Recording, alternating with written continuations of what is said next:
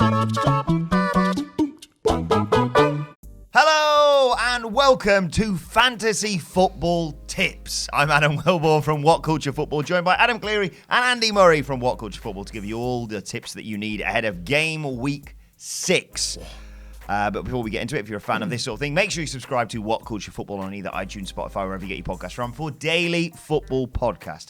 As I said, though, I'm joined by Adam Clery and Andy Murray, especially this week because I scored a grand total of 30 points in fantasy football last week. The high scorer at this table with 41. Yeah. That's why are we allowed to do this podcast? I was going to say, but the thing is, right, I really do, despite what occasionally you get in the comments, I do rate myself, you know. Like, whatever I'm on, I think I can bring something to that in whatever capacity. Legitimately, I'm sat here, I feel like a fraud. Like, I have not had what I would regard as one really successful game. I've had a few good ones, but I've had nothing that I'm like, yeah. I got like 81 points that week, but in the week where everyone got like between 70 and 90, like legit, I am always a big advocate of never hit the panic button in FPL because you literally never know what's happening next week. And people are like, oh, he's rubbish, he's got to go for my team now. I'm panicking big time, like. Yeah, the question I was going to start us off with, rather than sort of getting into who needs to come in and who needs to leave your team this week, is it time for wholesale changes? Is it time, Andy Murray, to use the wildcard? Well, the answer to that question is objectively yes, because I am the best fantasy football player in the office ever, and I have used my wildcard this week. The simple answer to that is that 6 weeks in, absolutely you should consider using your wildcard because you get a second one in January, and when you pick your first team at the start of the season, it's always blind, isn't it? Yeah, it's totally blind. Even players who did well last season, there's no guarantee they're going to replicate that this year. Give it a good month, let it fall into place. You can't sit around on your ass and just wait for Ryan Fraser to start banging in assists and scoring goals. He got one this week. Or in my case, wait until he transferred him out of your team after 3 weeks and then he starts getting assists. Yeah, you can't afford to sit around. You can't settle for mediocrity. You've got to go for it. That's what I've done this week, but we'll discuss that in a little bit. And you get a new one in January. Are you tempted to use your wildcard as well? Literally, the top word I've written on my notes here is wildcard. I haven't paid for any changes this season. I've only made one transfer at a time. I had a very confident outlook at the start of the season. I wanted to front load with Everton and Bournemouth because they had really good opening fixtures. Gradually, week by week, like I've lost a Bournemouth player, lost an Everton player, and every time I've got rid of them, I persisted with Ryan Fraser for 4 weeks, transferred him out, finally registered an assist, finally got some returns. Calvert-Lewin. Persisted with Calvert-Lewin for 5 weeks, finally transferred him out, and just scored a goal. Have been sitting here going, nah, don't get on that Pookie bandwagon. Like, legitimately, Norwich, it's exciting for them at the start of the season, but there's some tough fixtures coming up, and people are going to figure them out quite quickly. Don't do it. And when beat Manchester City, he got a lot more points. I have no idea what I'm talking about, basically. Yeah, I mean, None. I enjoyed Man City losing to Norwich purely from a neutral's perspective. Yeah. It's enjoyable. It makes the title race more interesting, etc., etc., etc. But then I remembered, 3 out of my 11 players are from Man City, as well as my captain. It could be worse. My friend Josh was like, Man City Norwich, triple captain time for Raheem Sterling. Oh, you moron. I will say, the big takeaway from that, we'll probably talk about Pookie and lol at me. I still won't put the lad in my team, even though he's probably going to end up scoring about 25 goals this year. I will, until I am blue in the face, probably all season go, no point, bubble will burst, and you'll end up with some kind of record point haul. However, the big takeaway from that is without Laporte, if you have City players in purely to try and accrue clean sheet points, I would have bought that quite quickly. Someone brought the stat up of like how well they defend based on who their two centre backs are, and it's like Stones, Laporte, Mendy, Stone, like all the different combinations. All of those combinations that don't have Laporte in are terrifyingly bad if you're a Man City fan. Like almost to the point where you've got to look at like I don't get how they'll grind out like tight games anymore because they're gonna probably concede loads more goals. Like a home against Watford this week, which has led quite a few people to say, "Oh, you need to, chuck in Aguero or Jesus or De Bruyne or whatever." Put into one side the fact that Watford are a different team, a different team with a new manager, old manager, I should say. Is there also a danger, not only with Man City, I should say, that we see some squad rotation post-Champions League? Oh, Pep does this all the time, regardless of whether there's Champions League or not, doesn't he? So that's why there's always an element of risk with Man City players. Apart from, he's going to have a week where he's going to throw KDB on the bench randomly. Well, not randomly. It's all tactical, obviously. He's going to throw KDB on the bench, and then Mahrez is going to come in, and then Tony Bones at the back, and Frankie Bastard or whatever comes in on the wing. Yeah, he'll do it all the time. That's always the risk with City players. But these guys still consistently finish, as like the top 5 players in the position, regardless.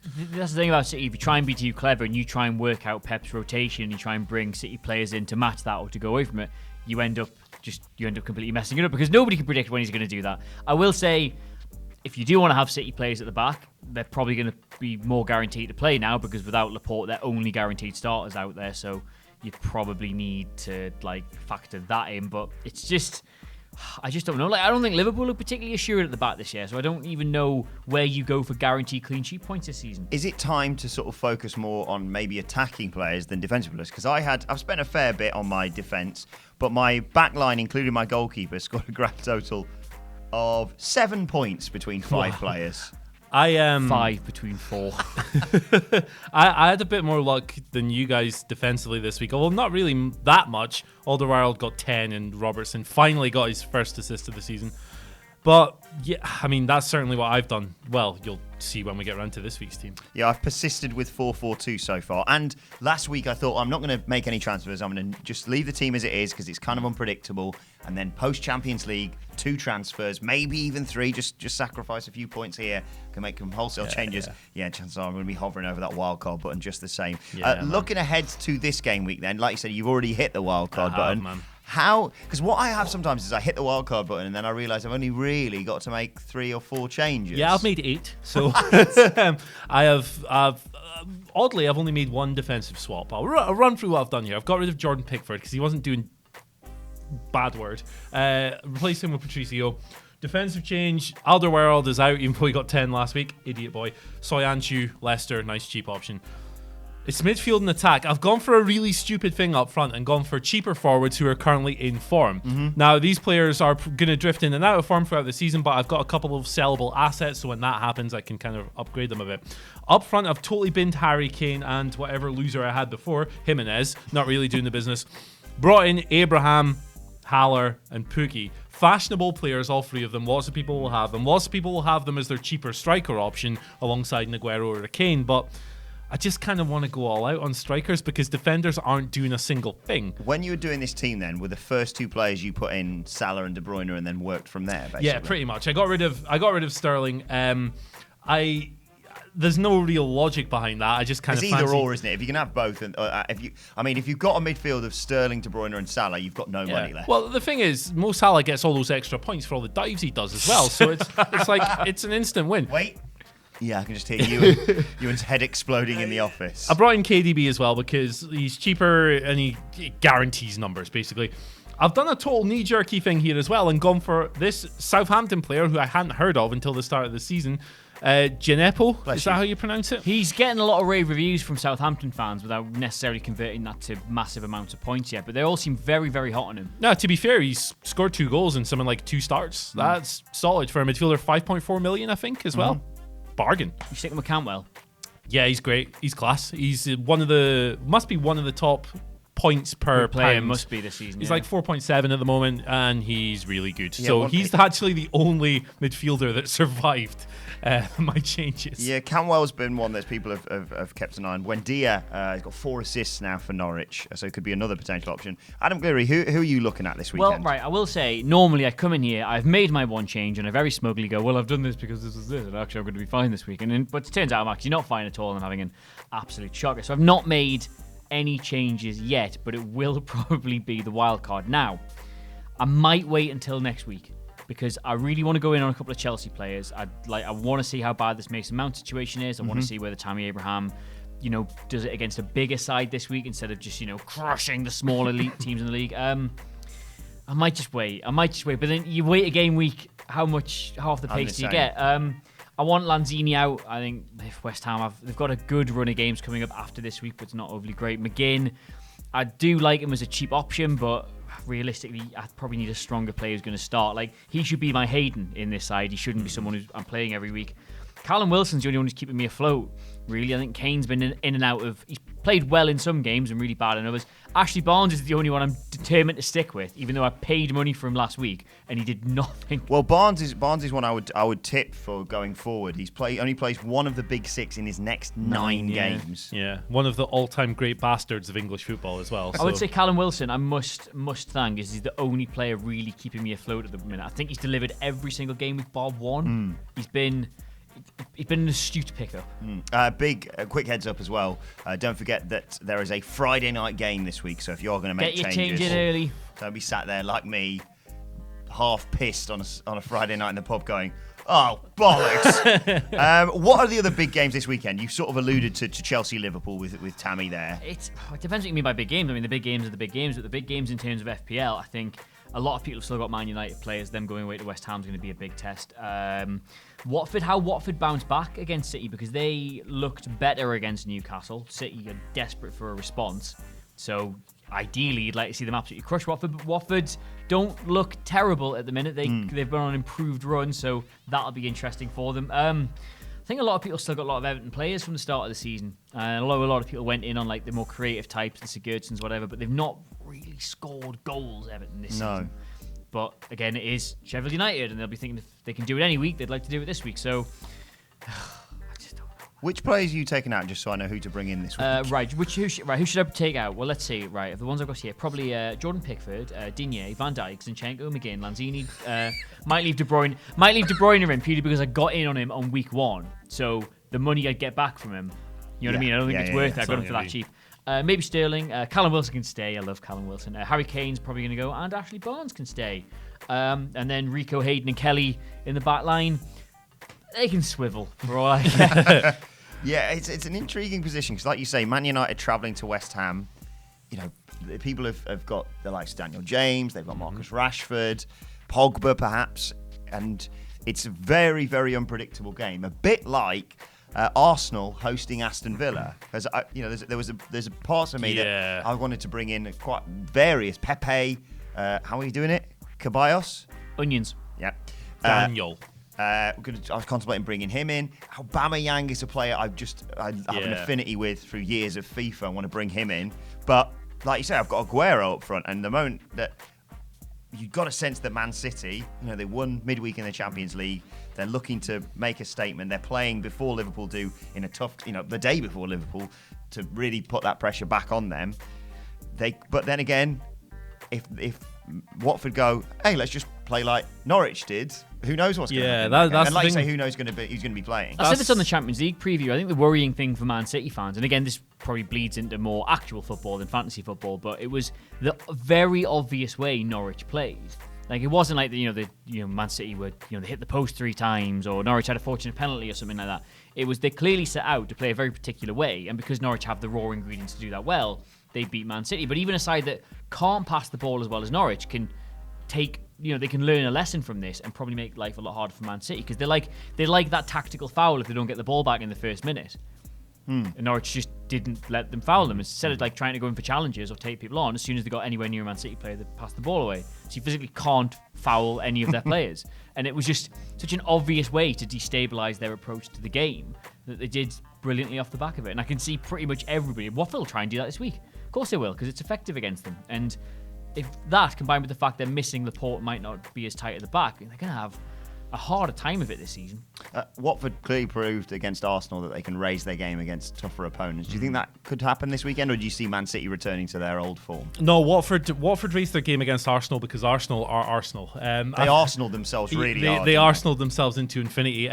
Watford's whack factor can't be ignored. I think they're like a real shadow of the team they were. But the City thing, again, is a really tricky game because Watford stink and because City rotate all the time. It's really tough. I actually think the United West Ham game is a bit more straightforward. Just avoid defenders in that game because both those teams will score. Neither of them seem to have a clue what they're doing at the back. Seems like an easy enough choice for me. I might just avoid defenders full stop with this. So anybody who's more than 4.5 million, I might just not bother with. Well, that was my basis for the start of this season was, I normally go gung-ho up front, 3-4-3 or whatever. And in previous seasons, I've had to sort of change that because I realised that if they don't score, that's kind of it for your forwards. Whereas with defenders, They might get an assist if you're lucky. Like if they're Van Dijk, they score a goal, and that means twice as much as a striker. So I've sort of backloaded my team, and it hasn't paid off. Ederson in net has conceded. Van Dijk has not done as much as I had hoped. So maybe it's time to change formation, like 3-4-3, like you're saying. Go all out with strikers. That's what you've gone for. That's exactly what I've done this week. The Southampton-Bournemouth game, as you pointed out, would lend itself to a Callum Wilson. I also want to mention the early kickoff on Saturday, Leicester versus Spurs. This is a game traditionally full of goals. Yeah, absolutely. Especially that Spurs back line. Like, it's really tough to pick defenders out of even that. Like, Kyle Walker-Peters looked like a shoe-in. He was like 4.5. Something stupid. I swapped him out for Zinchenko at one point and swapped him straight back. And I think he got hurt last week. Aurier came in and did a wonderful job points-wise, but he's probably not going to play, consistently with any kind of regularity. Alderweireld got 10 points last week, but he hadn't done bugger all since then.